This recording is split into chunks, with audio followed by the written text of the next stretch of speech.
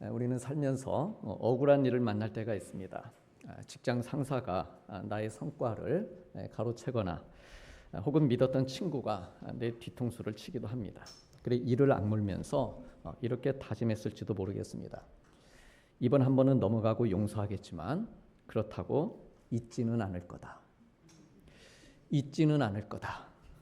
과연 용서한 걸까요? 용서는 수세기에 걸쳐서 우리 인간의 이야기에서 항상 논의되어 온 복잡한 주제 중에 하나입니다. 용서.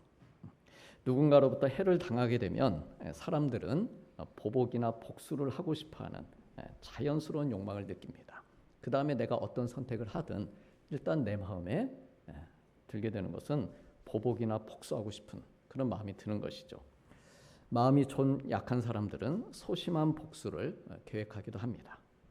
커피에 설탕 대신 소금을 넣는다든지 아니면 사이다 캔을 잔뜩 흔들어서 준다든지 아니면 운동화끈의 매듭을 살짝 풀어놓는다든지 이런저런 소심한 복수를 실행하기도 합니다. 그러나 소심하든 대범하든 복수로 하는 반응들이 최선의 대응 방법은 아니라는 것을 우리는 잘 알고 있습니다. 생각만 하고 그냥 끝내는 거죠. 그러므로 내가 상처가 된 사건을 이것을 어떻게 다루느냐, 어떻게 다루는 습관, 내 상처의 문제를 어떻게 다루는 이런 패턴을 가지고 사느냐, 이게 매우 중요합니다. 용서할 것인가, 복수할 것인가. 용서하기 시작하면은 어떤 일이든 용서하는 패턴 방향으로 갑니다. 근데 용서하지 못하면 계속 그것이 자기를 괴롭히는 것이죠. 용서하지 못한 채로 그렇게 마음속에 차곡차곡 쌓아두게 되면은 그 상처, 내가 받은 상처들이 나를 짓누르고 복수에 대한 여러 가지 생각들로 인해서 마음이 산란해지고 결국 내 마음과 인생을 갉아먹게 됩니다. 용서를 미룰수록 상처받은 마음에 쓴뿌리가 자라게 됩니다. 히브리서에 보면 모든 사람과 더불어 화평함과 거룩함을 따르라 라고 말씀합니다. 사람들과 화평하게 지내는 것을 거룩함과 같은 반열에 올려놓고 이야기하고 있습니다. 사람들 사랑하고 용서하는 삶이 곧 거룩함을 따르는 삶이다 라고 말하고 있습니다. 그리고 그 바로 다음 구절에 보면은요, 하나님의 은혜에 이르지 못하는 자가 없도록 쓴뿌리가 나서 괴롭게 하여 많은 사람이 이로 말미암아 더럽게 되지 않게 하라 라고 말씀합니다. 즉 우리 마음에 쓴뿌리가 내리게 되면은 그것이 미움이든 시기든 다툼이든 하나님의 은혜에 이를 수가 없습니다. 내가 하나님께 은혜 받고 싶은데 늘 그렇게 은혜 받은 자로 살고 싶은데 쓴뿌리가 괴롭히는 것이죠. 미움이든 용서하지 못함이든 마음에 큰 괴로움을 겪게 됩니다. 그러므로 내게 상처가 되는 일이나 혹은 사람들을 어떻게 다루는가, 그것은 무엇보다 나 자신을 위해서 중요한 일입니다. 나를 위해서. 나를 고통스럽게 할 수도 있고 자유하며 평안하게 할 수도 있습니다. 그렇다면 우리 하나님께서는 하나님의 상처의 문제, 하나님에게 상처를 준 사람들을 어떻게 다루셨을까요? 우리 하나님께서도 괴로운 적이 많으십니다. 성경에 보면 많이 아파하시고 괴로워하시죠. 죄를 지어서 하나님의 권위에 도전하고 마음을 아프게 만드는 우리 인간들을 어떻게 다루셨을까요? 오늘날에도 하나님께 죄를 짓고 하나님의 권위에 도전하는 사람들, 하나님의 마음을 찌르고 아프게 하는 우리 인간들을 우리 하나님 어떻게 다루실까 하는 것이죠. 어떻게 다루시면 좋겠습니까? 대체 나라는 인간을 하나님께서 어떻게 다루시면 좋겠습니까? 하나님께서는 하나뿐인 독생자 아들을 십자가에 못 박아 죽이심으로 하나님의 상처의 문제를 다루셨습니다. 그리고 이 방법을 2000년 동안 그대로 사용하고 계십니다. 2000년 동안. 패턴이죠. 우리 인간들을 대하시는 패턴입니다. 하나님께 도전하고 불순종하는 자들을 사랑으로, 기다림으로, 용서로 그렇게 다루십니다. 그래 우리가 우리의 죄를 용서받고 우리가 구원을 받을 때 우리 하나님께서는 이것을 최고의 기쁨으로 하십니다. 최고의 기쁨. 하나님의 자녀가 된 것이잖아요.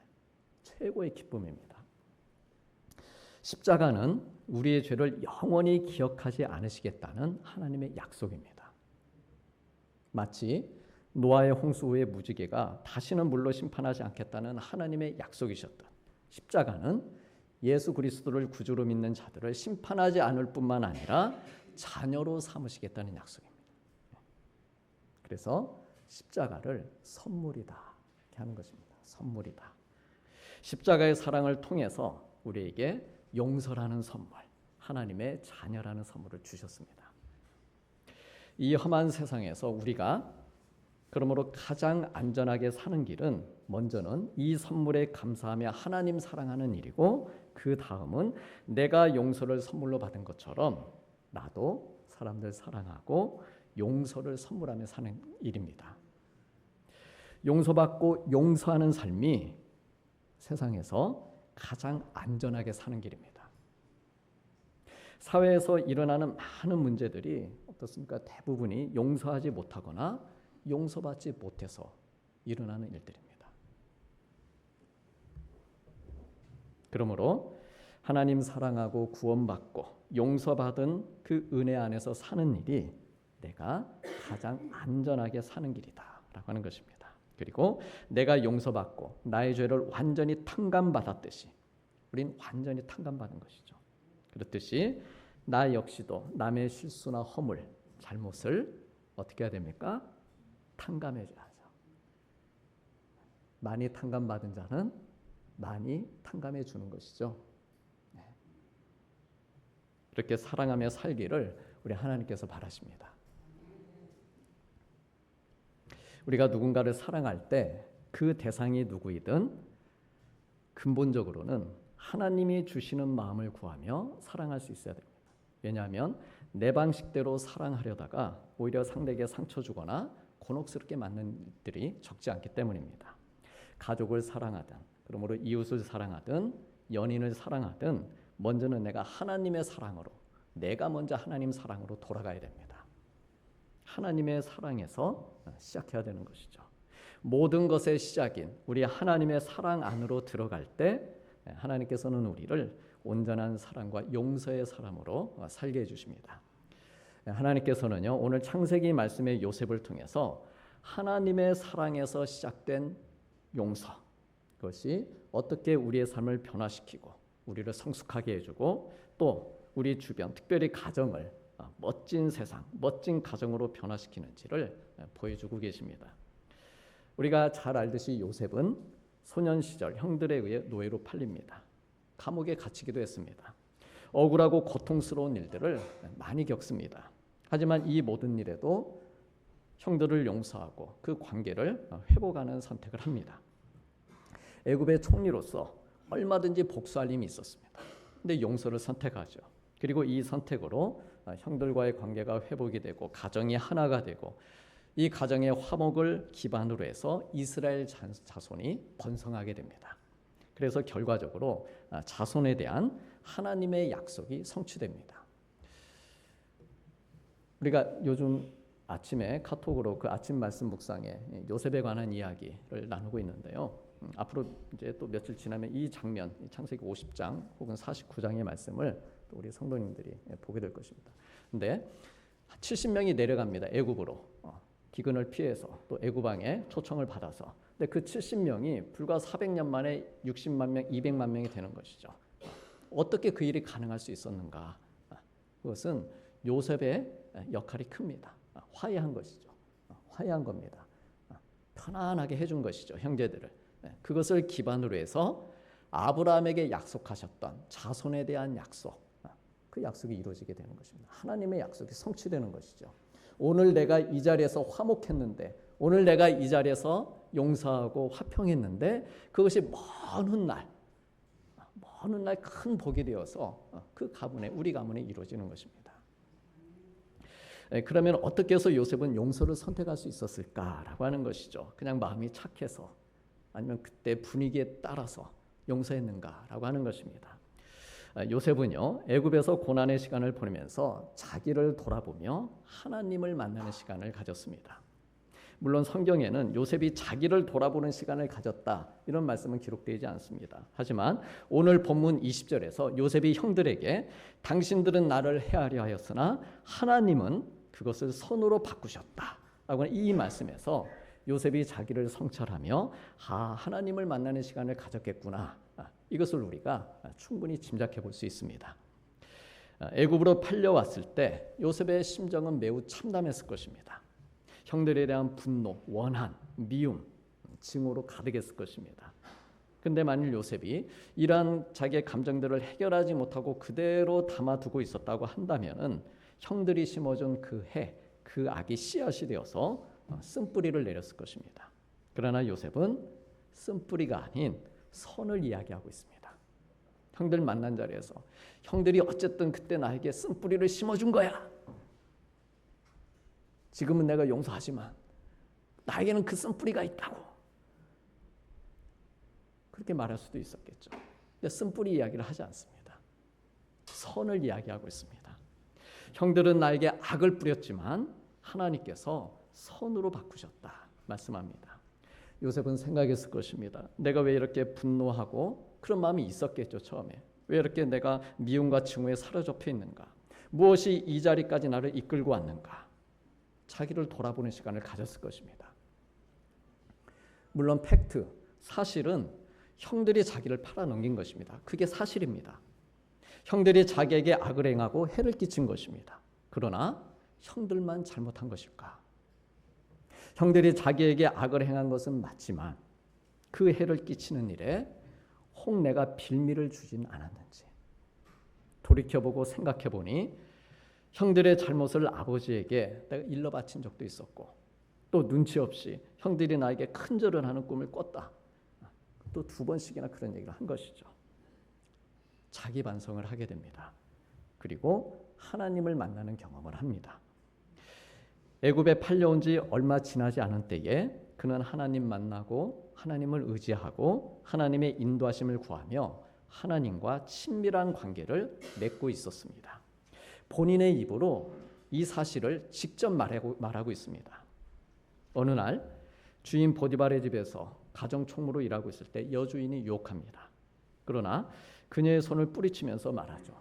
당신은 그의 아내임이라 그런즉 내가 어찌 큰 악을 행하여 하나님께 죄를 지으리까? 라고 말합니다.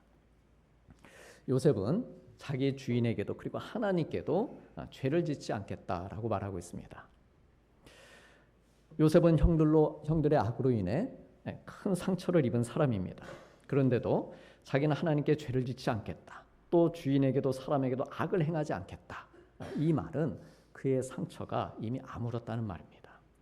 형들의 악으로 인해 고통 겪고 괴로워하고 있던 자기를 하나님이 만나주시고 자기의 그 상한 마음을 위로해 주시고 만져주셨다는 말입니다. 회복시켜 주셨다는 말입니다.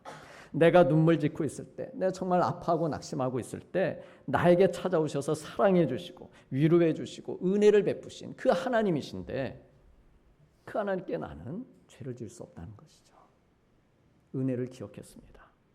그래 이렇게 하나님과의 만남이 있었고, 그러면서 형들에게 당한 고통 그리고 괴로움과 미움의 문제를 해결했기에 주인 보디발에게도 그의 아내에게도 죄를 짓지 않을 수 있었고, 또 형들이 자기에게 끼친 악도 하나님께서 선으로 바꾸셨다라고 말하며 용서할 수 있었습니다. 형들의 악을 선으로 바꾸어 주시기까지 그 시간들을 견디고 이겨내면서 하나님을 신뢰했습니다. 그래 용서의 열매를 맺은 것입니다. 당신들은 나를 해하려 하였으나 하나님은 그것을 선으로 바꾸사 오늘과 같이 많은 백성의 생명을 구원하게 하시려 하셨나니. 이 말씀은 요셉이 자기의 고난의 경험을 하나님의 계획의 일부로 보았다는 말입니다.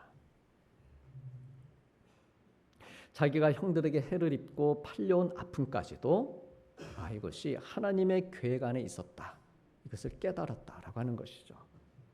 모든 것을 합력하여 선을 이루시는 하나님께서 자기 아팠던 경험, 배신당한 경험, 분노와 절망의 경험을 가족들을 기근으로부터 지키는 구원과 축복의 통로로 삼으시기 위한 것임을 깨달은 것입니다.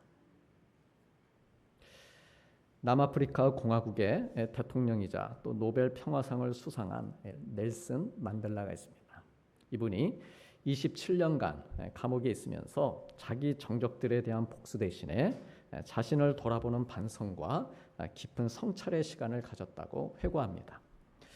어린 시절부터 인종차별로 인해서 많은 억울한 일들을 겪습니다. 그러면서 정치적인 활동에 참여해서 불만을 표출하기도 하고 또 법을 전공해서 변호사로서 저항하기도 해봤지만 이에 맞서 싸우는 최고의 방법은 용서와 화해라는 것을 그가 그 감옥에서 깨닫습니다. 그리고 그의 이러한 생각에는 어렸을 적 그가 받은 기독교 교육에 그 기독교 신앙 교육을 받으며 자란 영향이 있습니다. 그래서 만일 자기에게 기회가 주어진다라고 하면은 용서하는 일을 하겠다 이렇게 다짐을 합니다. 그리고 석방된 후에 억압적인 정권을 해체하기 위해서 자기 나름대로 비전통적인 전술을 사용합니다. 정부의 폭력으로 대응하는 전통적인 전술을 사용하는 대신에 평화와 화해 그리고 용서를 말합니다. 그리고 이에 대한 확고하고 헌신적인 실천으로 마침내 인종차별 정부를 종식시키고 흑인으로서는 처음으로 대통령에 선출됩니다. 우리 사랑하는 성도님들, 세상은 폭력에 폭력으로 대응합니다. 눈에는 눈, 이에는 이로 대갚아주는 게 세상의 방식입니다.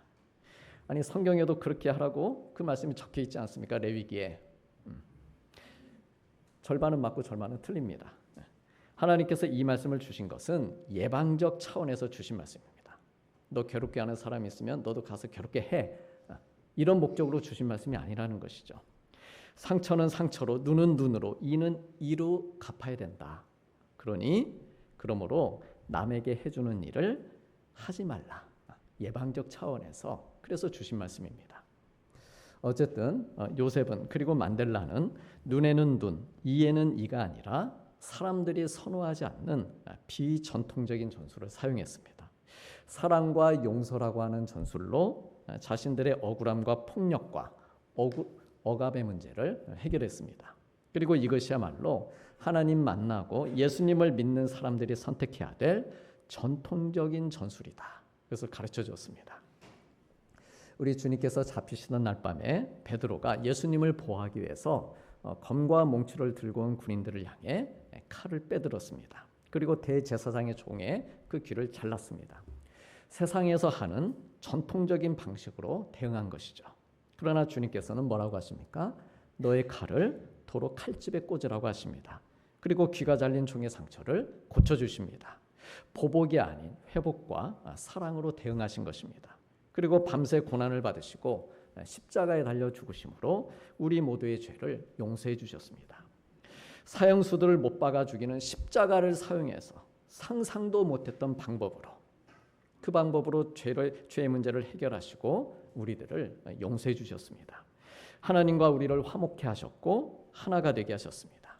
그리고 이 십자가를 폭력과 미움과 분노에 대응하는 우리 기독교의 전통적인 방식이 되게 해주셨습니다.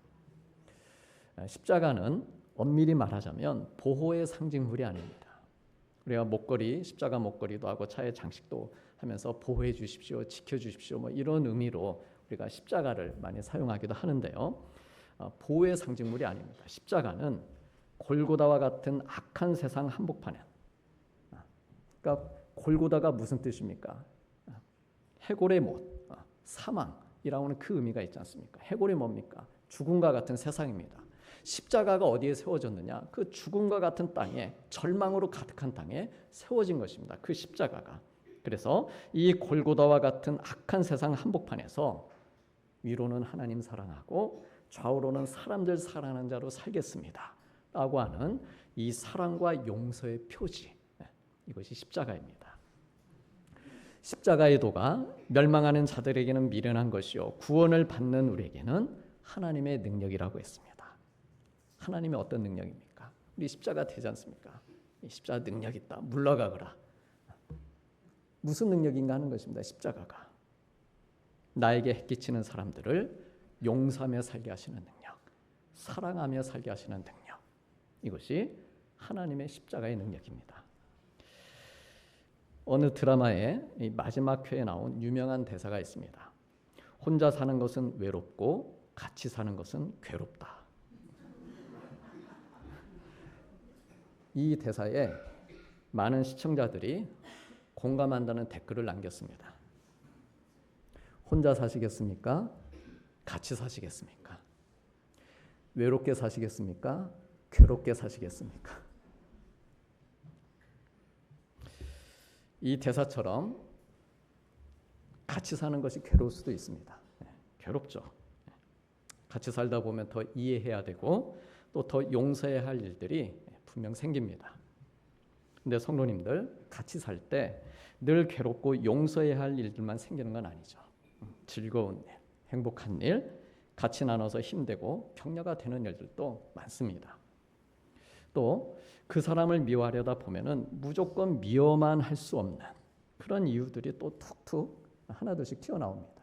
그래, 그래도 이것도 잘했지 저 사람. 그래, 저것도 장점인데. 미워하려다가 또 괴롭게 그런 게 튀어나온단 말이죠, 기억에. 그 사람을 완벽하게 미워할 수 없는 그런 이유들이 있습니다. 내가 상처받은 만큼 그 사람도 어디에선가 누구에겐가 상처받은 일이 있었을 테고, 나 역시도 나 모르는 사이에 누군가에게 상처 주며 살고 있을지 알 수 없는 일입니다. 우리가 누군가를 용서할 때 이것은 나 자신에게 선물을 주는 것입니다. 나에게. 물론 나의 용서를 받는 그 사람에게도 용서가 선물이 되겠지만 그 이전에 먼저 내가 나에게 선물을 주는 것입니다. 왜냐하면 내가 누군가를 용서한다는 것은 뭡니까? 내가 십자가의 사랑을 하고 있다는 것이죠. 그리고 이 말은 이미 내가 주님의 십자가의 그 사랑과 용서를 선물로 받았다는 말이기 때문입니다. 용서하면서 내 마음에 평안이 생기고 기쁨이 있는 것이죠. 그 선물입니다. 그래서 사실 따지고 보면 우리는 모두 이 용서라는 선물이 필요한 사람들입니다. 서로 이해하고 긍휼히 여기고 축복하는 마음으로 용서를 선물하며 살아야 될 사명이 있습니다. 그러므로 우리 사랑하는 성도님들, 혹 누군가로 인해서 마음이 힘들고 고통스러울 때가 있다면 우리 주님이 보여주시고 요셉과 만델라가 시도했던 우리 예수님을 믿는 사람들의 이 전통적인 해결 방식인 십자가와 용서의 선물을 나눠보시는 건 어떻겠습니까? 특별히 추석을 맞이해서 우리 여러 가족들, 친지들 만나기도 할 텐데 벌써부터 머리가 좀 아프신 분들이 혹 있을지도 모르겠습니다. 근데 그동안 쌓인 섭섭함이나 미움, 불편한 마음들이 혹 있다면 이미 내가 주님께 받은 용서의 선물, 이 사랑의 선물을 함께 나누는 명절이 되면 어떻겠습니까? 그러면 일이 더 복잡해질 수도 있다고요. 오히려 용서하려다가 또 어긋나서 하나님께서 말씀하십니다. 하나님께서는 우리가 서로 친절하게 하며 불쌍히 여기며 서로 용서하기를 하나님이 그리스도 예수 안에서 우리를 용서하신 것 같이 하라. 이를 바라십니다. 우리 가족들 한 사람 한 사람이 예수님의 피로 서로 연결이 되어서 단지 육적인 그런 피로만 연결된 것이 아니고 예수님의 피로 우리 가족이 서로 연결되어서 더 가까워지고 우리의 가정이 하나님께서 거하실 처소가 되기 위해 함께 지어져 가는 것을 기뻐하십니다. 이 에베소서 말씀, 물론 그 에베소 교회 성도들을 향해 하는 말이죠.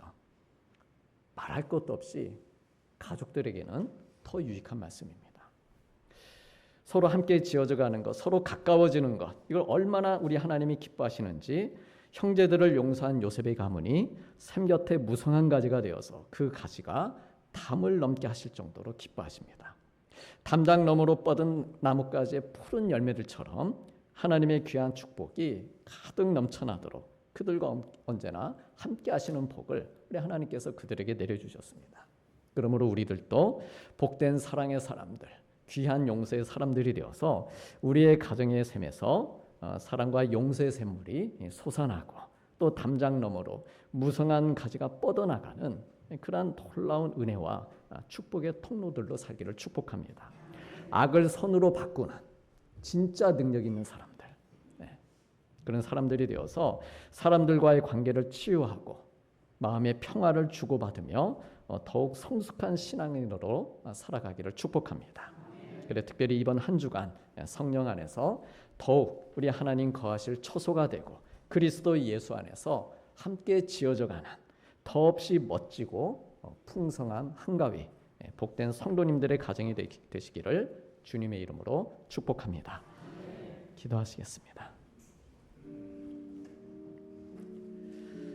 당신들은 나를 해하려 하였으나 하나님은 그것을 선으로 바꾸사 생명을 구원하게 하시려 하셨나니 요셉은 무성한 가지 곧 샘 곁에 무성한 가지라 그 가지가 담을 넘었도다. 너희도 성령 안에서 하나님이 거하실 초소가 되기 위하여 그리스도 예수 안에서 함께 지어져 가느니라. 아멘.